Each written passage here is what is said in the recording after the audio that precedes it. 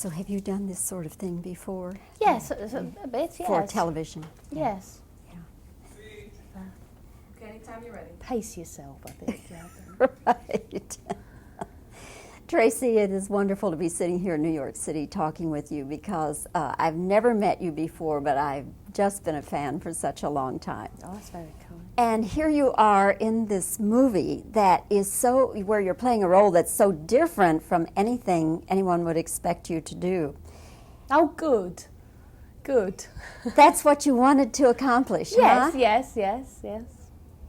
How, though, did anyone ever consider you for it? Because it's so absolutely 180 degrees from anything I've seen you do, at least.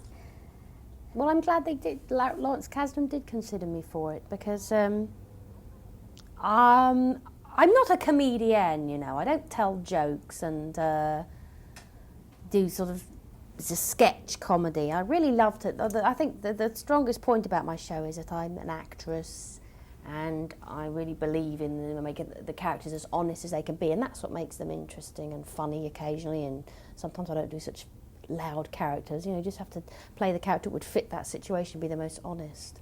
And so to play a sort of dramatic role like this, and for it to be such a sort of quiet, simple girl, seemingly, and just to be a plain American housewife and represent those sort of women honestly and not look like an actress wearing a wig or makeup, was a wonderful change. And it's such a fantastic ensemble cast. And I'm not funny in it, but what happens to me is funny.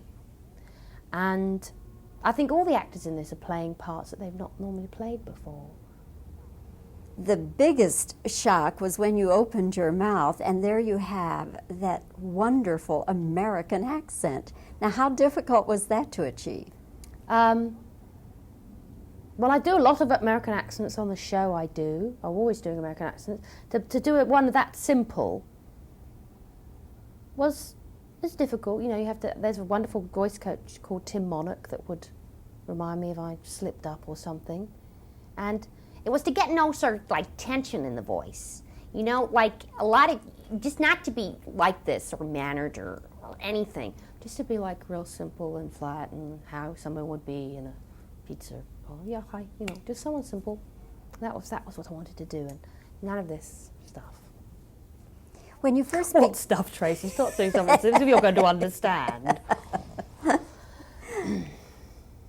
It is so incredible that this is based on truth, on real people.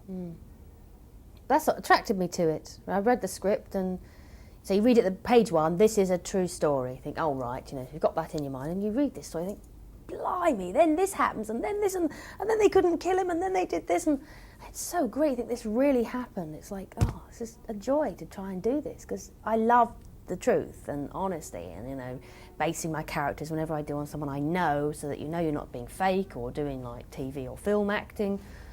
So that was great. It was a true story. Imagine if someone had written this. You know, it was a Hollywood script that someone had written. It would be like, you're pushing this, pal. Exactly. But, so strange. It's so strange.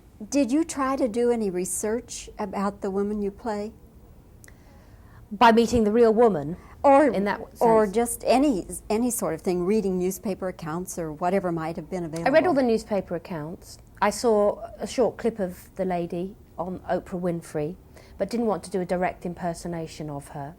And Lawrence Kasdan, director, didn't want us to directly impersonate them, because some of the things in our film are different to the true events. And just the rehearsal process with all the actors and trying to discover why someone would be moved to do this. Larry Kasdan, when he first met me, he said, this movie is about bad information. It is, you know, no one gives anyone any good advice. They handle the situation so ineptly.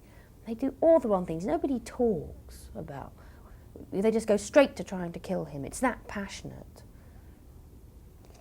In your own life, what would you do with a husband who was a womanizer? Well, it's one of those, it's the level of passion you have for certain people. I mean, I'm sure my relationship with my husband is very different to Francis and Tony Tota's. You see different relationships, people react in different ways. God, I don't know. I'll set my daughter on him. You rotten bum!